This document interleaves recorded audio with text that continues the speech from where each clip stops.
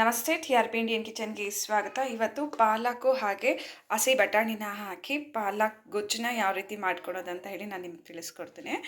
ಸಣ್ಣದಾಗೆ ಪಾಲಕ್ನ cut ಮಾಡಿ ಎತ್ತಿಟ್ಕೊಂಡಿದ್ದೀನಿ. ಹಾಗೆ ಸ್ವಲ್ಪ ಗೋಡಂಬಿ, ಸಣ್ಣಕ್ಕಿರೋವಂಥ ಗೋಡಂಬಿಗಳು, ಹಾಗೆ ತೆಂಗಿನಕಾಯಿ, ಟೊಮೆಟೊ ಹಾಗೆ ಈ ಗೋಡಂಬಿನ ಹಾಕಿ ರುಬ್ಕೊಂಬಿಡೋಣ ಮಿಕ್ಸಿ ಜಾರ್ನಲ್ಲಿ. ತೆಂಗಿನಕಾಯಿ, ಟೊಮೆಟೊ, ಗೋಡಂಬಿ ಹಾಕಿ ಮಿಕ್ಸಿ ಜಾರ್ನಲ್ಲಿ ಚೆನ್ನಾಗಿ ಪೇಸ್ಟ್ ಮಾಡ್ಕೊಂಬಿಡೋಣ.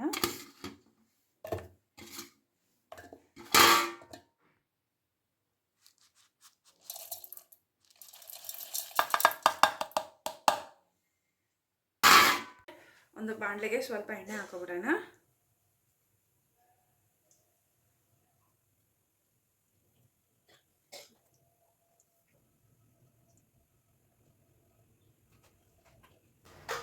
ಎಣ್ಣೆ ಬಿಸಿ ಆಗ್ತಿದ್ದಂಗೆ ಸ್ವಲ್ಪ ಜೀರಿಗೆ ಹಾಕೊಂಬಿಡೋಣ.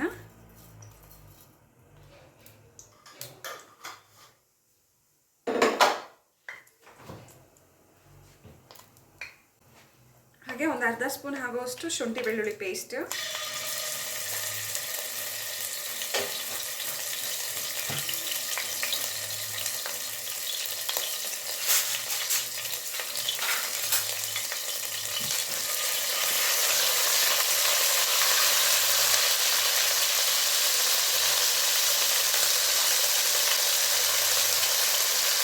ಹಾಗೆ ಈರುಳ್ಳಿ,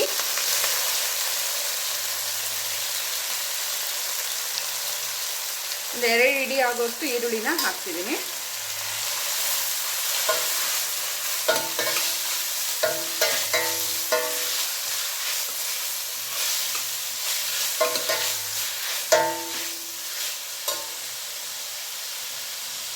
ಖಾರಕ್ಕೆ ಎಷ್ಟು ಬೇಕೋ ಅಷ್ಟು ನೋಡಿ ಮೆಣಸಿನ್ಕಾಯಿನ ಹಾಕೊಳ್ಳಿ.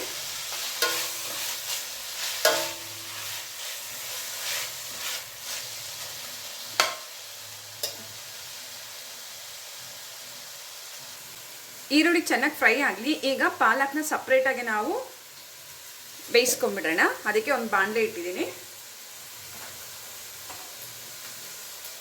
ಈಗ ಎಣ್ಣೆ ಹಾಕ್ತಿದ್ದೀನಿ ಸ್ವಲ್ಪ.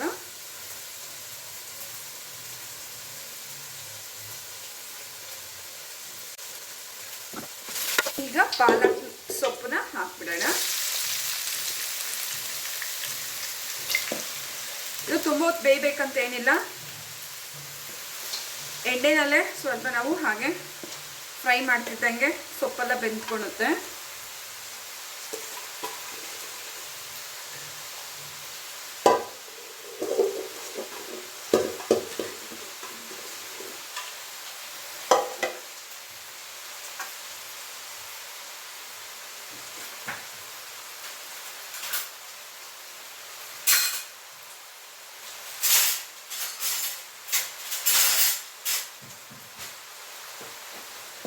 ಈ ರೀತಿ ಮೇಲೆ ಕೆಳಗಡೆ ಮಾಡ್ತಾ ಇರೋಣ, ಸೊಪ್ಪು ಬೇಗ ಬೆಂದೋಗುತ್ತೆ. ಹಾಗೆ ನಾವು ಹಾಕಿರೋದು ಪೂರ್ತಿ ಇದು ಇಷ್ಟು ಸೊಪ್ಪು ಬಂದು ನಮ್ಗೆ ಒಂದು ಅರ್ಧ ಪಾತ್ರೆ ಅಷ್ಟೇ ಆಗುತ್ತೆ ಅಷ್ಟೇ. ಚೆನ್ನಾಗಿ ಬೆಂದ ಮೇಲೆ ಈಗ ನಾವು ರುಬ್ಬಿ ಎತ್ತಿಟ್ಕೊಂಡಿರೋಂಥ ಮಸಾಲೆನ ಹಾಕೋಬಿಡೋಣ.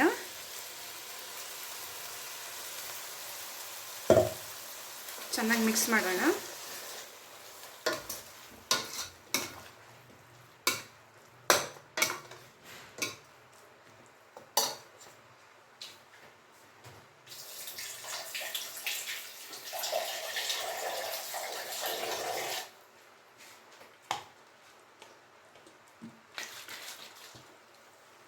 ಸ್ವಲ್ಪ ನೀರು ಹಾಕ್ತಾ ಇದ್ದೀನಿ.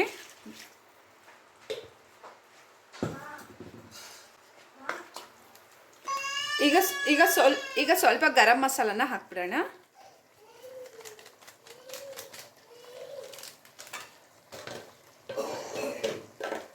ಹಾಗೆ ಸ್ವಲ್ಪ ಅರಿಶಿನದ ಪುಡಿ,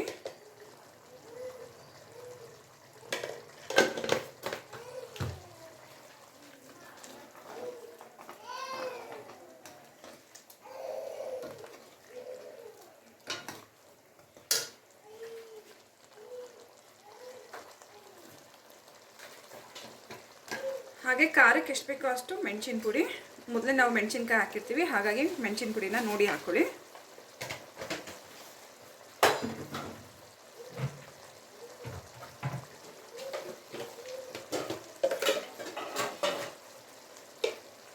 ಹಾಗೆ ಸ್ವಲ್ಪ ಧನಿಯಾ ಪುಡಿನ ಹಾಕ್ಬಿಡೋಣ.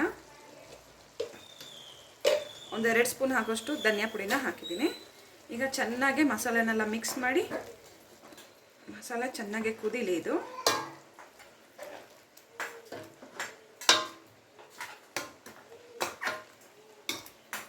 ನಂತರ ನಮ್ಗೆ ಎಷ್ಟು ಬೇಕೋ ಅಷ್ಟು ನೀರು ನೋಡಿ ಹಾಕೊಬೋದು. ನೋಡಿ ಮಸಾಲೆ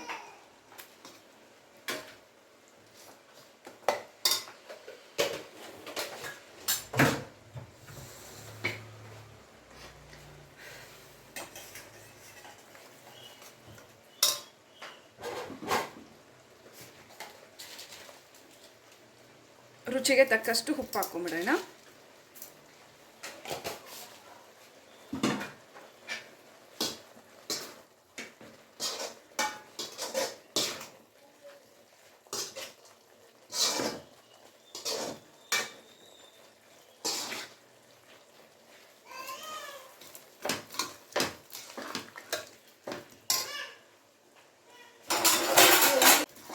ಚೆನ್ನಾಗಿ ಮಸಾಲೆ ಹಸಿ ಸ್ಮೆಲ್ ಹೋಗೋ ತನಕ ಈ ರೀತಿ ಫ್ರೈ ಆಗಲಿ ಮಸಾಲೆ.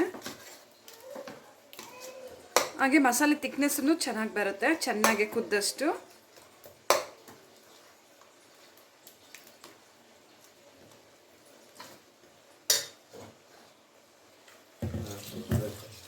ಇನ್ನೂ ಬೇಕು.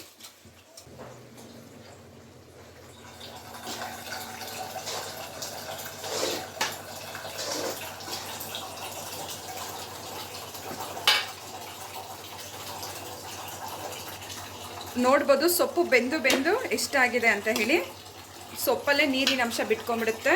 ಹಾಗೆ ಸೊಪ್ಪು ಬೇಯ್ತಾ ಇದೆ ನೋಡಿ. ಮಸಾಲೆ ಚೆನ್ನಾಗಿ ಫ್ರೈ ಆಗಿದೆ. ಈಗ ಬಟಾಣಿನ ಹಾಕ್ತಿದ್ದೀನಿ. ಹಸಿ ಬಟಾಣಿ.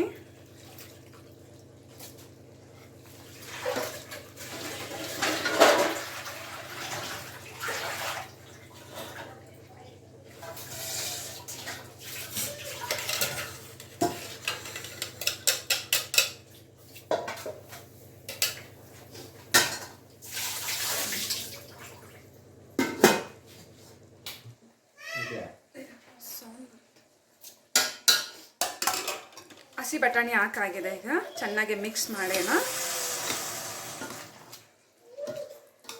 ಈ ರೀತಿ ಮಿಕ್ಸ್ ಆದಮೇಲೆ ಸ್ವಲ್ಪ ನೀರು ಹಾಕೋಣ. ಗ್ರೇವಿಗೆ ಎಷ್ಟು ಬೇಕೋ ಅಷ್ಟು ನೀರನ್ನ ನೋಡಿ ಹಾಕೊಳ್ಳಿ.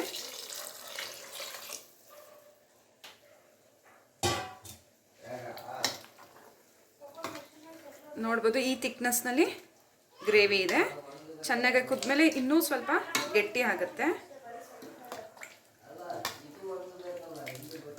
ಇದು ಕುದ್ಮೇಲೆ ಆಮೇಲೆ ನಾವು ಪಾಲಕ್ನ ಹಾಕೋಣ. ಚೆನ್ನಾಗಿ ಕುದಿ ಬರಲಿ.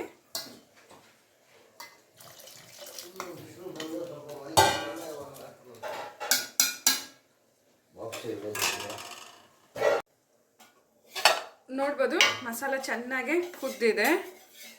ಈಗ ನಾವು ಚೆನ್ನಾಗಿ ಬೇಯಿಸಿ ಎತ್ತಿಟ್ಕೊಂಡಿರುವಂಥ ಪಾಲಕ್ನ ಹಾಕ್ಕೊಬಿಡೋಣ ಇದರಲ್ಲಿ. ಪಾಲಕ್ಕು ಚೆನ್ನಾಗಿ ಬೆಂದಿದೆ.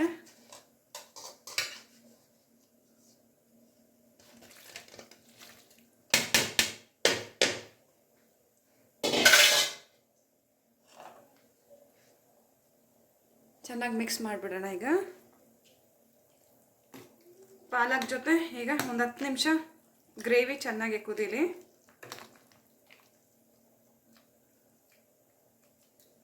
ಚಪಾತಿಗಂತೂ ಸಖತ್ತಾಗಿರುತ್ತೆ. ಹಾಗೆ ಜೀರಾ ರೈಸು, ಗೀ ರೈಸ್ ಎಲ್ಲ ಮಾಡಿದಾಗ ಈ ರೀತಿ ಮಾಡ್ಕೋಬೋದು ನೀವು.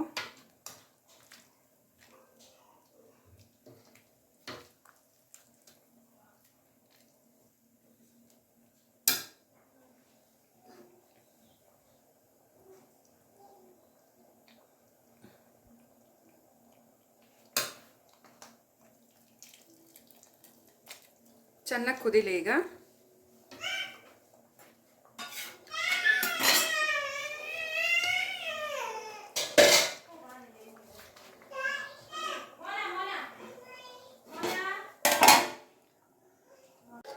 ನೋಡ್ಬೋದು ಚೆನ್ನಾಗಿ ಕುದ್ದಿದೆ. ಈಗ ನಾನು ಸ್ಟವ್ನ ಆಫ್ ಮಾಡ್ತಾ ಇದ್ದೀನಿ. ಹಸಿ ಬಟಾಣಿ ಹಾಗೆ ಪಾಲಕ್ ಸೊಪ್ಪನ್ನ ಉಪಯೋಗಿಸ್ಕೊಂಡು ಗ್ರೇವಿನ ಯಾವ ರೀತಿ ಮಾಡ್ಕೋಬೋದು ಅಂತ ಹೇಳಿ ನಾನು ನಿಮ್ಗೆ ತಿಳಿಸ್ಕೊಟ್ಟಿದ್ದೀನಿ. ಹಾಗೆ ಇನ್ನೂ ಹೊಸ ಈಸಿ ರೆಸಿಪೀಸ್ಗಾಗಿ ಈಗಲೇ ಚಾನಲ್ನ ಸಬ್ಸ್ಕ್ರೈಬ್ ಮಾಡ್ಕೊಂಡು ನಾನು ವೀಡಿಯೋ ಅಪ್ಲೋಡ್ ಮಾಡಿದ ತಕ್ಷಣ ನಿಮಗೆ ನೋಟಿಫಿಕೇಷನ್ಸ್ ಬರುತ್ತೆ, ಮೊದಲಿಗೆ ನೀವು ವೀಡಿಯೋನ ನೋಡ್ಕೋಬೋದು. Thank you, bye.